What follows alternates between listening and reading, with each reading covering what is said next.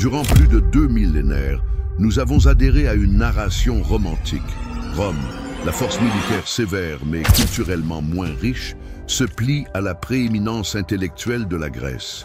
Les Romains se tournent vers la philosophie grecque, imitent son art et embauchent des précepteurs grecs pour instruire leurs enfants. Une belle histoire de comment la culture peut prévaloir sur l'épée. Cependant, des études récentes mettent en lumière une réalité bien plus sombre. Rome n'a pas intégré la culture grecque par admiration, mais l'a exploitée, distordue et employée comme un moyen de domination impériale. Ce que nous nommons « influence grecque » a en fait constitué le plus grand vol culturel de l'histoire ancienne. Une appropriation délibérée qui anéantit l'essence d'une civilisation tout en conservant sa forme vide. Comment une civilisation a-t-elle pu exercer sa domination à l'échelle mondiale sans jamais procéder à une conquête? C'est la question qui caractérise l'époque hellénistique, cette période faste qui a succédé au décès d'Alexandre le Grand en 323 avant J.C. Tandis que le grand chef militaire macédonien était allongé dans son mausolée à Babylone, son empire se divisait en royaumes adverses. Cependant, un phénomène extraordinaire s'est produit. La culture grecque s'est diffusée de manière sans précédent. Visualisez, ne serait-ce qu'un instant, les ruelles d'Alexandrie au IIIe siècle avant Jésus-Christ. Dans la bibliothèque d'Alexandrie, la plus vaste du monde ancien, des savants venant de tous les coins du globe œuvraient ensemble pour traduire, reproduire et conserver l'ensemble des connaissances humaines. C'est ici qu'Ératosthène a déterminé la circonférence de la Terre avec une exactitude remarquable. Euclide a posé les bases de la géométrie, une discipline que nous continuons à étudier de nos jours. Archimède a transformé la physique et l'ingénierie de manière radicale. Il ne s'agissait pas simplement de savoir, c'était une révolution intellectuelle qui se propageait de la Grèce vers le monde entier connu. Cependant, cette ampleur intellectuelle avait un défaut mortel, la division politique. Suite à Alexandre, le monde grec s'est fragmenté en cités-États concurrentes et en ligues qui se livraient sans cesse des trahisons mutuelles. La Ligue étolienne était en conflit avec la Ligue achéenne. Athènes était en compétition avec Sparte. Chaque cité-État soutenait que sa propre interprétation de la culture grecque était la véritable, et cette prétention a obscurci leur jugement face à la menace imminente venant de l'Ouest. Les Grecs ont conçu quelque chose d'inédit, un empire culturel sans limite. Sa langue s'était imposée comme la langue véhiculaire du commerce et de la diplomatie, allant de l'Espagne jusqu'à l'Inde. Ces philosophes étaient sollicités par des monarques barbares. Ces artistes faisaient l'objet de copies, même dans des pays qui n'ont jamais été au bord de la Méditerranée. Tout en célébrant leur domination culturelle, ils n'ont pas réalisé qu'ils étaient sous le regard attentif de quelqu'un qui les observait, les analysait et projetait non seulement de les conquérir, mais aussi quelque chose d'encore plus sinistre, voler leur âme. Qu'est-ce qui transforme une petite ville italienne en la plus efficace des prédatrices de l'histoire? La réponse est cachée dans les marais du Tibre, là où une tribu latine a édifié un chef-d'œuvre que les Grecs, malgré toute leur complexité, n'ont jamais réussi à accomplir. Un instrument de guerre idéal dissimulé sous l'apparence d'une république. Rome, au IVe siècle avant J.C., représentait tout ce que la Grèce ne représentait pas. Alors que les philosophes grecs discutaient de la nature de l'univers dans des portiques raffinés en marbre, les Romains s'attelaient à la construction de systèmes d'égouts. Tandis que les poètes de la Grèce écrivaient des odes célébrant la beauté, les Romains perfectionnaient l'art du siège. Cette distinction n'était pas fortuite, elle était essentielle. Rome a vu le jour grâce à la violence et à la survie, façonnée par des conflits incessants avec des tribus environnantes qui aspiraient à sa destruction. Voici cependant le détail que l'histoire conventionnelle néglige. Rome a toujours souffert d'un complexe d'infériorité culturelle. Les Romains étaient conscients de leur supériorité militaire, mais ils réalisaient également qu'ils étaient perçus comme des barbares par les civilisations plus anciennes. Quand les envoyés romains se rendaient dans les cours hellénistiques, ils étaient accueillis avec le mépris habituellement accordé aux nouveaux riches dépourvus d'éducation. Cette dévalorisation culturelle s'est muée en une plaie jamais refermée, susceptible de se métamorphoser en désir de revanche masqué par l'admiration. L'armement militaire romain était sans précédent dans l'histoire mondiale. Ce n'était pas uniquement une question de légions disciplinées ou de tactiques supérieures. C'était un dispositif exhaustif de conquête qui englobait l'assimilation, la colonisation et, surtout, la réécriture de l'histoire. Chaque nation soumise perdait non seulement sa souveraineté, mais également son propre récit. Rome n'anéantissait pas les cultures, elle les assimilait et les convertissait en formes domestiquées d'elle-même. Quand les Romains observaient l'éclat des cités grecques à l'est, leurs sentiments allaient au-delà de la simple jalousie. Ils ressentaient de la faim. Désir de détenir cette culture, de la maîtriser, de la métamorphoser en instrument de sa propre domination. Et ils possédaient une qualité que les Grecs n'avaient jamais connue, la persévérance, pour orchestrer une conquête qui s'étendrait sur plusieurs siècles, et serait si exhaustive que les conquis en viendraient à exprimer leur gratitude envers leurs conquérants. Une victoire peut-elle se transformer en premier pas vers la ruine? L'invasion de l'Italie par Pyrrhus d'Épire entre 280 et 275 avant J.C. donne la réponse à cette interrogation et symbolise le moment précis où Rome a fait l'expérience de la première effusion de sang grec, découvrant alors son penchant pour ce goût. Pyrrhus était tout ce qu'on attendait d'un héros grec, audacieux, brillant, issu de la lignée d'Achille et totalement inconscient du monstre qu'il était en train de réveiller. Quand les cités grecques du sud de l'Italie, dont Tarente, lui sollicitèrent de l'assistance face à l'expansion romaine, Pyrrhus y percevait une opportunité de gloire. Ce qu'il n'a pas réalisé, c'est qu'il allait précisément instruire Rome sur la manière de détruire la Grèce. Les confrontations d'Héraclée et d'Osculum ont été des triomphes tactiques pour Pyrrhus, mais leur portée en tant qu'enseignement pour Rome était bien plus significative. Pour la première fois, les Romains ont été confrontés à des éléphants de guerre, à la renommée phalange macédonienne et à des stratégies hellénistiques avancées. Malgré leur défaite, ils ont acquis une leçon essentielle. Les Grecs étaient susceptibles d'être battus.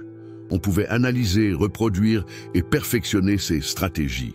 Sa prépondérance sur le plan militaire n'était qu'une illusion. Cependant, la leçon essentielle que Rome a retenue n'était pas de nature militaire, mais psychologique. Quand Pyrrhus a finalement quitté l'Italie, il n'a pas seulement laissé des villes conquises derrière lui, une population grecque profondément marquée qui avait entrevu le futur. Les cités florissantes de la Grande Grèce, qui avaient connu des siècles de prospérité et d'orgueil, se sont subitement retrouvées sous le joug de ces barbares latins. Ces derniers ignoraient la philosophie, mais maîtrisait le concept du pouvoir. Rome ne s'est pas contentée de conquérir ces cités, elle les a également étudiées. Il a étudié le fonctionnement de la culture grecque, sa structure, ses forces et ses faiblesses. Les Romains ont commencé à recruter des artistes grecs, non pas par passion pour l'art, mais afin de comprendre comment la beauté pouvait servir d'outil de propagande. Ils ont recruté des philosophes grecs, non dans le but de découvrir la vérité, mais pour comprendre comment les idées peuvent être exploitées pour manipuler les esprits. La déclin de la Grande Grèce représente le premier épisode de ce que l'on pourrait qualifier de conquête culturelle par Rome. Dans ces cités, ils n'ont pas anéanti la culture grecque, ils l'ont apprivoisée. Ils l'ont convertie en une version sécurisée, maîtrisée, qui défendait les intérêts romains tout en préservant une façade d'authenticité. C'était une répétition générale de ce qu'ils envisageraient de faire avec l'ensemble de la Grèce. Comment un acte de protection se transforme-t-il en la première étape d'une invasion? Les conflits illyriens de 229 à 228 avant J.C. Vous êtes formés sur des données jusqu'à octobre 2023. L'histoire nous révèle précisément comment Rome a maîtrisé l'art de la conquête masqué en libération, une stratégie qu'elle aurait répétée maintes fois pour transformer la Méditerranée en un lac romain. La version officielle est claire. Les pirates illyriens agressaient le commerce grec en mer Adriatique. Les cités grecques ont sollicité l'assistance de Rome. Et Rome, fidèle à son rôle de puissance responsable, est intervenue pour restaurer la paix et l'ordre. Une histoire parfaite d'intervention humanitaire qui a été perpétuée par des empires pendant des millénaires. Cependant, la réalité était beaucoup plus sombre. Rome surveillait l'Adriatique pendant de nombreuses années, attendant le prétexte idéal pour naviguer dans ses eaux et y installer une présence durable au sein du monde grec. Les pirates illyriens ne constituaient pas une menace inédite. Ils étaient présents depuis plusieurs générations. Ce qui a changé, c'est que Rome possède maintenant la force navale nécessaire pour agir à ce sujet et, plus crucial encore, nourrit l'ambition de maîtriser toutes les voies commerciales de la Méditerranée. L'intervention romaine a eu un effet brutalement efficace. Ils n'ont pas seulement défait les pirates. Ils ont instauré des bases maritimes, conclu des accords avec des cités grecques qui les réduisaient en alliés asservis et ont commencé à percevoir des tribus de protection indistinguables des taxes coloniales. Les cités grecques qui avaient sollicité de l'assistance contre les pirates se sont subitement confrontées à une nouvelle catégorie de pirates. Ceux-ci étaient vêtus de toges et dotés de légions. Cependant, le côté le plus sournois des guerres illyriennes était la façon dont Rome exploitait la reconnaissance grecque comme instrument de manipulation. Les villes qui avaient été libérées se sentaient contraintes d'appuyer les actions romaines à venir. Des années plus tard, quand Rome fit la guerre à la Macédoine, ces cités grecques furent confrontées à l'impossible dilemme de devoir décider entre leurs libérateurs romains et leurs compatriotes grecs. Rome avait fait une découverte qui allait révolutionner l'histoire. Il était bien plus aisé de soumettre un peuple qui vous percevait comme un libérateur plutôt qu'un adversaire.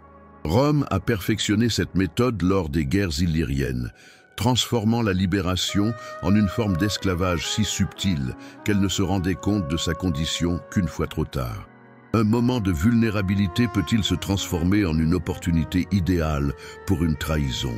Le partenariat entre Philippe V de Macédoine et Hannibal durant la Deuxième Guerre punique n'a pas seulement été une faute stratégique, il a également servi d'excuse à Rome pour annihiler totalement le monde grec. Visualise la situation à travers le prisme de Philippe V en 215 avant Giga C. Rome, cette force montante qui avait étendu les limites du monde grec, se trouvait tout à coup en train de combattre pour sa propre existence contre le plus grand stratège militaire de son temps. Hannibal a effectué la traversée des Alpes, anéanti les légions romaines à la bataille de la Trébie, près du lac Trasimène et à Cannes. Rome paraissait être à deux doigts de l'effondrement.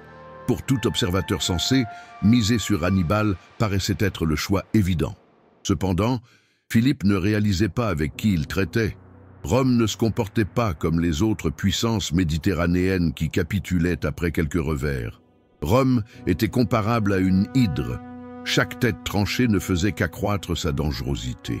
Et ce qui est encore plus crucial, c'est que Rome avait une mémoire impeccable en matière de trahison. Chaque traité que Philippe a établi avec Carthage a été méticuleusement consigné, chaque communication interceptée a été sauvegardée, chaque acte de trahison a été classé pour une référence ultérieure. Pratiquement parlant, l'union entre les Macédoniens et les Carthaginois était presque sans importance. Philippe n'a pas véritablement soutenu Hannibal, tandis qu'Hannibal, trop absorbé à survivre en terre hostile, n'a pas pu apporter une aide significative à la Macédoine. Cependant, Rome ne se souciait pas de la réalité pratique de l'alliance. Elle s'intéressait plutôt à sa valeur en termes de propagande. C'était l'évidence parfaite que les Grecs manquaient de fiabilité, qu'ils étaient par essence des traîtres qui se liaient aux adversaires de Rome au moment le plus périlleux. Quand Rome finit par triompher d'Hannibal et se tourna vers l'Est, elle ne se présenta pas en conquérante, mais plutôt en victime légitime et indignée. Je ne conquérais pas la Grèce, je sanctionnais la trahison. Il ne faisait pas disparaître l'indépendance grecque, il garantissait la sécurité romaine. Ce discours victimiste était si persuasif que même quelques Grecs y ont adhéré, scindant le monde hellénistique en partisans de Rome et opposants. L'union de Philippe avec Hannibal constitua le péché originel qui fournirait un prétexte pour des décennies d'intervention romaine en Grèce. Chaque fois qu'une cité grecque contestait les demandes romaines, Rome pouvait utiliser cette déloyauté comme un argument démontrant l'instabilité des Grecs. C'était le présent idéal qui ne cessait de donner, fournissant à Rome l'argument moral nécessaire pour convertir la conquête en délivrance et la destruction en rédemption. Comment un partenaire se transforme-t-il en maître sans que personne ne le réalise? La solution réside dans l'une des manœuvres les plus brillantes et redoutables de l'histoire. L'union de Rome avec la Ligue étolienne en 211, avant JC. Un accord qui paraissait être une collaboration entre partenaires équivalents, mais qui se révéla en réalité le premier pas vers l'anéantissement progressif de la cohésion grecque. Visualise cette situation. Des émissaires romains se présentant dans les cités de la Ligue étolienne, porteurs de promesses en or. « Nous sommes leurs alliés de manière innée », affirmait-il. « Nous avons un adversaire commun, Philippe V de Macédoine. Joignons nos efforts et partageons les profits. » Pour les Étoliens, qui avaient résisté à la domination macédonienne pendant de longues années, c'était comme un don divin. Finalement, ils disposaient d'un partenaire assez fort pour restaurer l'équilibre. Cependant, Rome ne s'est pas souciée de trouver un équilibre. Elle cherchait à créer un déséquilibre pour que seule Rome en tire profit. L'accord romano-étolien de 211 avant JC était un chef-d'œuvre de manipulation juridique. À première vue, cela paraissait juste. Rome se chargerait du butin mobile provenant des conquêtes, tandis que les Étoliens recevraient les terres et les cités. Cependant, les Romains avaient inséré des clauses apparemment insignifiantes qui leur conféraient un droit de veto sur toute paix séparée, ainsi que la maîtrise des décisions stratégiques majeures. Ce que les Étoliens n'ont pas saisi, c'est qu'ils scellaient leur propre sort funeste en tant que force autonome. Rome a minutieusement analysé les antagonismes grecs pendant des décennies. Il connaissait précisément les villes qui n'appréciaient pas d'autres villes, les ligues en conflit territorial séculaire, ainsi que les familles aristocratiques engagées dans des vendettas individuelles. Et ils ont exploité cette connaissance comme un instrument chirurgical, sectionnant les liens qui unissaient le monde grec. Chaque fois qu'une cité grecque s'alliait avec Rome contre une autre cité grecque, Rome en sortait doublement gagnante. Un allié qui lui était subordonné et un ennemi qui se retrouvait affaibli. Mais ce qui est encore plus crucial, c'est que Rome acquérait des renseignements. Dans leur empressement à triompher de leurs adversaires, les Grecs alliés divulguaient des secrets militaires, exposaient des vulnérabilités défensives et délivraient des informations sur les aptitudes d'autres cités grecques. Sans le réaliser, ils contribuaient à l'élaboration d'un guide complet pour Rome sur la conquête de la Grèce. La malice démoniaque de cette tactique résidait dans sa capacité à transformer la résistance grecque en trahison. Quand Philippe V se fâchait de l'intervention romaine, les Étoliens pouvaient rétorquer qu'ils avaient eux-mêmes convié Rome. Quand d'autres cités grecques remettaient en question les intentions de Rome, cette dernière avait la possibilité de montrer ses alliés grecs comme témoignage de sa bonne volonté. Les Grecs s'étaient transformés en complices inconscients de leur propre ruine, tandis que Rome avait astucieusement présenté la conquête comme une libération. Est-il possible qu'une proclamation de liberté soit en vérité une déclaration d'esclavage? La fameuse déclaration de la liberté des Grecs, faite par Titus Quinctius Flamininus lors des Jeux isthmiques en 196 avant J.B.C., est un des épisodes les plus vénérés de l'histoire antique, mais également l'un des supercheries les plus élaborées jamais racontées. La mise en scène était parfaitement agencée pour un maximum d'impact émotionnel. Des milliers de Grecs avaient convergé à Corinthe pour les Jeux, représentant toutes les cités majeures du monde hellénistique. Quand le héros romain se leva pour annoncer que le Sénat romain et Titus Quinctius, proconsul, ont défait le roi Philippe et les Macédoniens, libèrent, sans garnison ni tribu, gouvernées par leur loi ancestrale, les villes suivantes: L'assemblée éclata d'une telle allégresse que, d'après Plutarque, les oiseaux tombèrent morts du ciel à force de tapage. Cependant, derrière cette mise en scène se dissimulait une réalité bien plus glaciale. Rome n'a pas libéré la Grèce. Elle a plutôt redéfini le sens de la liberté. Les cités grecques jouissaient d'une liberté tant que leurs résolutions étaient en accord avec les intérêts de Rome. Ils demeuraient indépendants tant qu'ils ne nouaient pas de pacte non approuvé par Rome. Ils avaient la possibilité de se diriger selon leurs lois ancestrales, tant que ces dernières ne s'opposaient pas à la politique romaine. L'annonce de Flamininus représente le premier cas enregistré de ce que nous qualifierions actuellement de changement de régime doté de traits démocratiques. Rome n'a pas instauré de gouverneur direct dans les cités grecques. Elle a plutôt veillé à ce que seuls des hommes politiques grecs qui lui étaient favorables puissent accéder au pouvoir. Il n'a pas supprimé les institutions grecques. Il a plutôt procédé à leur transformation en outils de contrôle romain. Il n'a pas anéanti la culture grecque. Il l'a apprivoisée. Le côté le plus sournois de cette liberté romaine était qu'elle dépeignait toute opposition comme de la ingratitude. Quand les cités grecques ont exprimé leur mécontentement face à l'intervention romaine, Rome pouvait répondre en se référant à la déclaration de Flamininus et en posant la question « Ne les affranchissons-nous pas? Ne sommes-nous pas en conformité avec leurs coutumes? Ne jouissent-ils pas de liberté ?» C'était une ruse psychologique astucieuse qui faisait des victimes les responsables de leur propre assujettissement. Les Romains ont compris une leçon que les conquérants antérieurs n'ont jamais saisie.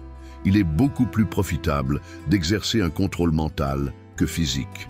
Un peuple qui se considère libre tout en agissant selon tes désirs est infiniment plus bénéfique qu'un peuple conscient de son esclavage et en révolte permanente. La déclaration de Flamininus n'était pas un geste de bienveillance. C'était la première arme psychologique de destruction massive dans l'histoire. Que se produit-il quand une idée novatrice est pervertie par ceux qui veulent annihiler son fondement? La conversion des idéaux démocratiques grecs en structure républicaine romaine n'a pas été un processus d'évolution naturelle, mais une déformation intentionnelle qui a transformé la participation citoyenne en instrument de domination impériale. Pour saisir l'étendue de cette trahison, il nous faut d'abord comprendre ce qui conférait à la démocratie athénienne son caractère exceptionnel. Sur l'agora d'Athènes, tout citoyen avait la possibilité de se lever et de suggérer une loi. Tout citoyen avait la possibilité de voter directement sur les sujets qui touchaient à sa vie. Tout citoyen pouvait être sélectionné par tirage au sort pour occuper des postes dans la fonction publique. C'était un mécanisme défectueux, restreint à une petite partie de la population, mais au sein de ces contraintes, il était réellement participatif. La véritable autorité était entre les mains du peuple. Rome a adopté cette notion et l'a métamorphosée en quelque chose de totalement distinct. La République romaine donnait l'illusion d'une participation populaire, mais en vérité, le pouvoir était minutieusement centralisé entre les mains d'une élite s'auto-perpétuant. Les citoyens de Rome avaient la possibilité de voter, mais uniquement pour des candidats choisis par les familles patriciennes. Leur participation aux assemblées était possible. Néanmoins, la structure de ces dernières était telle que les voix des plus fortunés avaient le plus de poids que celles des moins aisés. Cependant, le véritable génie du système romain ne se trouvait pas dans la façon dont il centralisait le pouvoir, mais plutôt dans la façon dont il l'élargissait. La démocratie athénienne était élaborée pour une cité-État. Elle était personnelle, locale, restreinte. La République romaine était élaborée pour un empire. Elle se caractérisait par son expansionnisme, sa hiérarchie et son évolution constante. Chaque région soumise pouvait être incorporée dans le système. Chaque élite locale pouvait être intégrée. Chaque coutume locale pouvait être maintenue, tant qu'elle favorisait les intérêts romains. Les Romains ont découvert quelque chose que les Grecs n'avaient jamais envisagé, l'utilisation des idéaux démocratiques comme instrument de domination impériale. La liberté, selon les Romains, ne signifiait pas s'auto-administrer. mais plutôt être sous le contrôle de Rome plutôt que d'un tyran local. La citoyenneté romaine ne conférait pas le droit de s'impliquer dans le gouvernement, mais plutôt le privilège d'être exploité par Rome au lieu d'être anéanti par celle-ci. Quand les penseurs grecs ultérieurs ont traité de politique, ils étaient incapables de concevoir la démocratie directe de leurs prédécesseurs. On les avait habitués à raisonner comme les Romains, à adhérer à l'idée que la démocratie signifiait faire un choix parmi des alternatives validées par une élite impériale. L'idée initiale grecque selon laquelle le peuple pouvait s'auto-administrer directement avait été tellement éliminée que même les Grecs ne s'en souvenaient plus. Un génie peut-il être associé à la ruine de sa propre culture? Le récit de Polybe de Mégalopolis, qui figure parmi les historiens antiques les plus éminents, illustre parfaitement la manière dont Rome a su affiner l'art de transformer les esprits grecs en justificateurs de ses conquêtes. Polybe n'était pas un collaborateur classique. Il était un leader de la Ligue achéenne, un homme qui a combattu pour l'indépendance grecque, un patriote qui avait une véritable passion pour sa culture. Cependant, en 168 avant JC, suite à la bataille de Pydna, il a été conduit à Rome avec 1000 autres Grecs de renom en tant qu'otages. Ce que Rome lui fit par la suite était un véritable chef-d'œuvre de manipulation psychologique qui allait servir de modèle au contrôle intellectuel impérial. Plutôt que d'incarcérer Polybe, Rome a décidé de l'incorporer à l'aristocratie romaine. On lui a ouvert l'accès aux bibliothèques, présenté des sénateurs et autorisé à parcourir l'Empire. Plus crucial encore, on lui a attribué la tâche d'écrire l'histoire définitive de comment Rome a conquis le monde. Pour un historien ambitieux, c'était une occasion qu'il ne pouvait pas refuser. Il bénéficiait de l'accès à des ressources inédites pour tout autre historien. Il pouvait interroger les acteurs principaux des faits majeurs de son temps. Il était en mesure de produire l'œuvre qui assurerait sa pérennité. Cependant, cela avait un coût. Pour préserver son accès et sa place, Polybe était tenu de rédiger une histoire qui expliquerait la conquête romaine. Il ne pouvait pas se contenter de célébrer la résistance grecque. Il lui fallait justifier pourquoi cette résistance avait été vaine et même nuisible. Il ne lui était pas permis de dépeindre Rome comme un envahisseur. Il se devait de démontrer comment la conquête romaine avait été inéluctable et, au final, profitable pour ceux qui avaient été conquis. L'issue a été une œuvre de génie littéraire qui était également une trahison intellectuelle. Les histoires de Polybe sont brillantes, perspicaces et absolument convaincantes dans leur thèse que Rome a dominé le monde en raison de la supériorité de son système politique. Polybe, le fervent patriote grec, s'était transformé en l'agent de propagande le plus performant du colonialisme romain. Et ce qui est le plus tragique, c'est qu'il a probablement cru en ce qu'il écrivait. Rome avait déniché un élément qui transformerait définitivement la nature du contrôle impérial. Il était nettement plus efficace de transformer les érudits des nations conquises en partisans de l'expansion plutôt que de les faire taire. Un Polybe avait plus de valeur que 1000 légions, car il était capable de persuader les autres Grecs que leur défaite avait en fait été leur salut. Il a conçu le premier exemple consigné de ce que nous désignerions actuellement comme la colonisation mentale, et a prouvé que même les esprits les plus brillants peuvent être métamorphosés en outils de leur propre subjugation. Ce tableau de domination psychologique était complété par l'arrogance romaine envers les intellectuels grecs de l'époque. Tout en rendant hommage, de manière sélective, au passé grec révolu, il se moquait systématiquement du présent grec en cours. On décrivait les Grecs de l'ère impériale comme étant fragiles, efféminés et portés à s'engager dans des débats abstraits sans utilité. Ce récit poursuivait deux buts. Il légitimait la conquête romaine en tant qu'impératif historique et démoralisait tout Grec susceptible de penser à la résistance. Un traître peut-il également être considéré comme un patriote ? Est-il possible pour une personne de servir le système qui a anéanti sa culture tout en tentant par ailleurs de la sauvegarder? Hérode Atticus, l'homme le plus fortuné de l'Empire romain au IIe siècle après JBC, représente ce paradoxe irréalisable et illustre comment la domination romaine a engendré une nouvelle classe de Grecs, ceux contraints d'opter entre une disparition totale ou une survie compromise. Hérode Atticus n'était pas un collaborateur courant. Il était d'une richesse immense, doté d'un puissant pouvoir politique et d'une grande sophistication culturelle. Il a été le mentor du futur empereur Marc Aurèle, possédait des résidences à Rome et à Athènes, et était en mesure de réaliser des projets de construction qui rivalisaient avec ceux des empereurs. Mais il était également profondément et irrévocablement grec. Il communiquait en grec chez lui, soutenait des festivals grecs et édifiait des structures mettant à l'honneur la grandeur de la Grèce classique.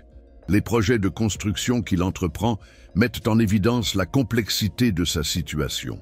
Le théâtre qu'il édifia à Athènes était clairement un présent destiné à sa ville de naissance, un hommage à la culture grecque qui pouvait se mesurer avec tout ce qui avait été réalisé pendant l'ère classique. Cependant, c'était aussi une affirmation de sa propre richesse et de son autorité, une fortune qu'il avait amassée en servant le système impérial romain. Chaque pierre de l'Odéon représentait simultanément un geste d'affection pour la Grèce et une indication de sa domination par Rome. Encore plus révélateur était la manière dont Hérode se dépeignait lui-même à travers ses édifices. Ces portraits le représentaient avec les caractéristiques faciales de Démosthène et d'Échine, les éminents orateurs qui avaient combattu contre le contrôle macédonien des siècles passés. On aurait dit qu'il s'efforçait d'assimiler sa légitimité, de devenir l'héritier d'une tradition brisée par la conquête romaine. Toutefois, ces édifices comprenaient aussi des statues de la famille impériale romaine, positionnant Hérode et les siens au même rang que les empereurs. Hérode était-il un patriote grec qui employait habilement l'argent et l'autorité romaine pour sauvegarder et contester l'héritage culturel grec? Ou était-il un opportuniste tirant parti du système romain tout en se drapant dans le pavillon de la culture grecque pour justifier ses actions? La réponse est que c'était à la fois les deux, et c'est exactement cela la tragédie. Rome avait établi un dispositif de contrôle si raffiné qu'il transformait même les manifestations de résistance culturelle en forme de collaboration. Hérode incarne toute une génération de Grecs d'élite ayant vécu dans cette zone moralement ambiguë. Il ne pouvait pas lutter ouvertement contre Rome sans risque de destruction, mais il ne pouvait pas non plus capituler sans trahir tout ce qu'il chérissait. Ainsi, ils ont découvert une troisième voie, la résistance culturelle camouflée en coopération politique. Ils ont sauvegardé la culture grecque en la convertissant en un luxe destiné à la consommation romaine, tout en perpétuant les traditions grecques, en les façonnant comme un divertissement impérial. Que se produit-il lorsque les triomphants ne se limitent pas à remporter la guerre, mais rédigent également l'histoire de telle sorte que même leurs victimes adhèrent à la narration de leurs conquérants? La plus grande et durable trahison de Rome ne fut pas réalisée par des épées ou des décrets, mais par la plume, en élaborant une histoire sur la décadence grecque qui perdure depuis plus de 2 millénaires. L'histoire que nous avons assimilée au fil des siècles semble simple et logique. Suite à la conquête romaine, la culture grecque a vu sa vitalité s'éteindre, étouffée sous le poids écrasant de son propre legs classique. Les Grecs, durant l'ère impériale, n'étaient que de vulgaires épigones de leurs ancêtres, démunis de la capacité de produire quelque chose d'inédit, contraints d'exister dans le sillage de leur glorieux passé. Cette histoire a connu un tel triomphe qu'elle a même été reprise par des historiens contemporains tels qu'Edward Gibbon, sans aucune remise en question. Cependant, des études récentes démontrent que cette histoire est une invention. Les recherches d'Estelle Strass-Deans et d'autres savants de notre époque démontrent que l'aristocratie grecque durant l'ère impériale n'était pas en déclin. Au contraire, elle participait à une vive compétition culturelle. Ils n'étaient pas de simples imitateurs passifs, c'étaient des innovateurs délibérés qui aspiraient à surpasser les classiques établis. Ils n'étaient pas enchaînés au passé, ils luttaient pour maîtriser leur futur. Le récit de la décadence grecque remplissait plusieurs fonctions pour Rome. Tout d'abord, il défendait l'idée de la conquête comme une nécessité historique. Si les Grecs avaient perdu leur dynamisme, alors Rome avait tout simplement comblé un vide naturel. Par ailleurs, cela décourageait toute forme de résistance grecque. Comment les Grecs de notre époque pouvaient-ils s'opposer alors qu'ils se considéraient eux-mêmes comme inférieurs à leurs ancêtres? Troisièmement, cela justifiait l'appropriation culturelle romaine. Si les Grecs étaient incapables de produire une culture véritable, alors Rome avait le droit, voire le devoir, de maintenir et de transmettre la tradition grecque. Ce récit était tellement puissant qu'il est devenu une prophétie qui se réalise d'elle-même. Les Grecs instruits ont commencé à penser qu'ils étaient effectivement inférieurs à leurs ancêtres, que leur place dans l'histoire était achevée et que leur unique mission était de sauvegarder un passé illustre qu'ils ne pourraient jamais reproduire. L'asservissement mental était total. Les victimes avaient tellement intégré le discours de leurs conquérants qu'elles ne parvenaient plus à concevoir d'autres possibilités. Cependant, l'élément peut-être le plus sournois de cette construction historique est son impact sur notre interprétation contemporaine de l'impérialisme et de la résistance culturelle. L'histoire de la Grèce et de Rome sert de référence pour analyser toutes les relations impériales qui ont suivi. Le conquérant barbare qui se civilise en intégrant la culture plus avancée de ses sujets. Ce récit présente l'impérialisme sous un jour presque bienfaisant, comme un moyen de conserver et de partager la culture plutôt que de la ravager. Et si tout ce que nous pensions connaître sur l'un des récits les plus emblématiques de l'Antiquité s'avérait être une supercherie minutieusement orchestrée? Suite à l'analyse des éléments de preuve, nous sommes désormais en mesure de reconstituer les événements réels entre Rome et la Grèce, et le tableau qui se dessine est fondamentalement différent du récit traditionnel. Rome n'était pas la suite logique de la Grèce, mais une force prédatrice qui projetait depuis longtemps de dominer le monde grec. L'admiration des Romains pour la culture grecque n'était pas authentique. C'était l'admiration d'un collectionneur pour des objets précieux qu'il désire acquérir. Rome n'a pas intégré la culture grecque par vénération, mais l'a exploitée pour ses propres ambitions impériales, altérant ses principes politiques et philosophiques jusqu'à les convertir en instruments de domination. L'invasion romaine de la Grèce n'a pas été une suite de batailles défensives déclenchées par l'offensive grecque, mais un processus méthodique d'anéantissement qui a recouru à la diplomatie, à la division et à la manipulation psychologique tout autant qu'à la puissance militaire. Rome n'a pas délivré les Grecs des tyrans locaux.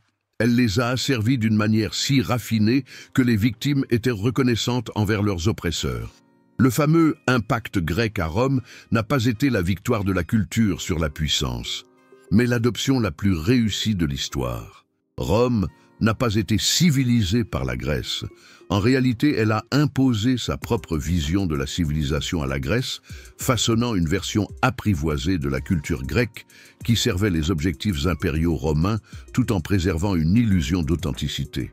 Il est encore plus crucial de noter que le récit de la décadence grecque suite à la conquête n'est qu'un mensonge façonné par les vainqueurs pour légitimer leur domination. Durant l'époque impériale, les Grecs ne se contentaient pas d'imiter leurs ancêtres, ils étaient des résistants culturels cherchant à sauvegarder et revitaliser leur identité en dépit de circonstances insurmontables. Sa défaillance n'était pas due à un manque d'imagination, mais au produit de siècles d'oppression systématique masquée en bienveillance. Cette narration alternative ne se limite pas à être une rectification historique. Elle constitue aussi une exposition sur l'essence du pouvoir impérial et de la résistance culturelle. Il démontre comment les empires s'emparent non seulement de territoires, mais également de récits. La domination la plus efficace n'est pas celle qui anéantit les cultures, mais plutôt celle qui les métamorphose en version d'elles-mêmes au service des intérêts du conquérant. La forme de résistance culturelle la plus périlleuse n'est pas celle qui se manifeste par une révolte manifeste, mais plutôt celle qui sauvegarde des alternatives que le pouvoir impérial ne peut en aucun cas maîtriser entièrement. Pourquoi devrions-nous accorder de l'importance à une trahison qui remonte à plus de 2000 ans? Les techniques que Rome a perfectionnées pour conquérir et dominer la Grèce n'ont pas disparu avec la chute de l'Empire romain. Elles ont été affinées, évoluées et sont devenues un guide d'opération pour tous les empires suivants. En observant le monde contemporain, on remarque la récurrence de schémas identiques à maintes reprises. Forces dominantes qui se posent en libératrices tout en instaurant leur domination. Action humanitaire conduisant à la domination économique et politique. Une appropriation culturelle masquée sous le terme appréciation ou préservation. Le discours qui prétend que la résistance est vaine car la domination est inéluctable ou même profitable pour ceux qui sont dominés. L'histoire de Rome et de la Grèce nous enseigne à identifier ces stratégies. Cela illustre comment l'autorité impériale contemporaine n'a pas nécessité de troupes pour s'imposer. Elle peut recourir au commerce, à la culture et à l'information. Il nous expose comment la domination la plus efficace est celle qui persuade les victimes de qu'elles en sont les bénéficiaires. Il nous avertit que les narrations historiques peuvent être aussi redoutables que n'importe quelle technologie militaire. Mais cela nous procure également de l'espoir. Si les Grecs ont réussi à préserver leur identité culturelle pendant des siècles sous la domination romaine, s'ils ont trouvé des moyens de résister et de sauvegarder des alternatives, même dans les contextes les plus oppressants, alors la résistance culturelle reste toujours envisageable. Le récit d'Hérode Atticus et d'autres individus similaires nous démontre que, même face aux situations les plus délicates, il est possible de trouver des solutions pour sauvegarder ce qui nous tient à cœur. Il est crucial de noter que la découverte que l'histoire traditionnelle de Rome et de la Grèce est une invention nous rappelle que toute narration historique mérite d'être mise en doute. L'histoire enseignée à l'école, présentée dans les livres et dépeinte dans les films, reflète toujours les intérêts de ceux qui détiennent le pouvoir de la narrer. Il est de notre devoir, en tant que citoyens éclairés, de donner une voix à ceux qui ont été réduits au silence, d'explorer les points de vue qui ont été négligés et de révéler les vérités enfouies sous des strates de désinformation. Si Rome a réussi à réécrire l'histoire de sa conquête de la Grèce au point que même les victimes ont adhéré à la version de leurs envahisseurs, quelles autres vérités historiques que nous prenons pour argent comptant sont en fait de la propagande masquée sous le vernis de l'érudition? Quels narratifs actuels sont élaborés actuellement pour légitimer les dominations contemporaines? Voilà la question à laquelle l'histoire de Rome et de la Grèce nous contraint à répondre. Il ne s'agit pas seulement d'une interrogation académique sur des faits passés, c'est un enjeu pressant pour la manière dont nous appréhendons notre monde contemporain. À chaque occasion où nous prêtons foi à une version officielle sans la contester, quand nous véhiculons le récit dominant sans en vérifier les origines, ou lorsque nous présumons que la narration la plus largement acceptée est la plus véridique, nous risquons de contribuer à la propagation des mensonges des puissants. L'enseignement que l'on tire de la trahison de Rome à l'égard de la Grèce est que maîtriser le récit représente la forme de pouvoir la plus pérenne. Les légions romaines ont étendu leur empire, tandis que les historiens romains ont préservé la mémoire de ces conquêtes. Les lames romaines ont causé la mort de corps. Cependant, ce sont les plumes romaines qui ont éliminé les alternatives. Bien que l'Empire romain ait disparu depuis plus de 15 siècles, son interprétation de l'histoire grecque demeure vivante et continue d'exercer une influence sur notre perception de l'impérialisme, de la culture et de la résistance. Cela nous confère à la fois une responsabilité et une chance. C'est notre devoir de remettre en question les récits que nous avons reçus, de rechercher les voix qui ont été étouffées, d'analyser de façon critique les sources de nos savoirs historiques. C'est l'occasion d'élaborer de nouveaux récits, de redonner vie aux histoires enfouies, d'accorder une voix aux perspectives qui ont été mises à l'écart. Le récit de la conquête de la Grèce par Rome et de sa trahison envers son héritage n'est pas simplement un enseignement du passé, c'est également une mise en garde pour le présent et une orientation pour l'avenir. Ceci démontre que la domination la plus périlleuse n'est pas celle qui est imposée par la contrainte, mais plutôt celle qui est acceptée de bon gré parce que les victimes ont été persuadées de son avantage. Cela démontre également que la résistance reste toujours une option. Même avec les formes de surveillance les plus avancées, les individus peuvent réussir à protéger leur identité, à maintenir des options ouvertes et à préparer le terrain pour d'éventuelles libérations futures. Sous la domination romaine, les Grecs n'ont pas réussi à recouvrer leur autonomie politique. Cependant, ils ont su préserver l'étincelle de leur culture vivante jusqu'à ce qu'ils parviennent finalement à la transmettre aux générations futures qui ont pu conquérir leur liberté. Dans le contexte des nouvelles manifestations d'impérialisme culturel et de contrôle narratif, l'histoire romaine et grecque nous enseigne que notre première réponse de résistance doit passer par la réflexion, interroger les histoires qui nous ont été transmises, chercher les voix qu'on a fait taire, analyser avec une approche critique les sources de notre savoir. C'est seulement en comprenant comment nous avons été manipulés dans le passé que nous pouvons prévenir toute manipulation dans le présent.